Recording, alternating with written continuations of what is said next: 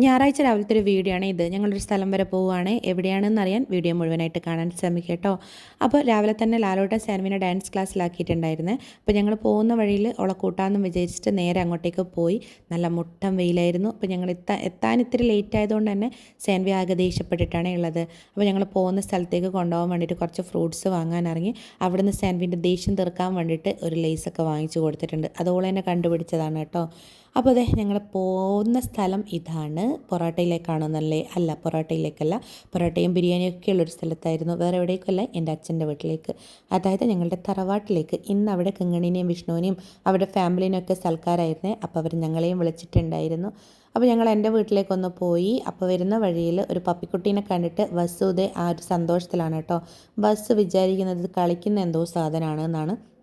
അപ്പോൾ ഈ ഒരു ദിവസത്തെ ഒരു ലോങ് വീഡിയോ ഞാൻ മുഴുവനായിട്ട് ഇടാം കേട്ടോ. അതിൽ കൂടുതൽ വിശേഷങ്ങൾ കാണാം.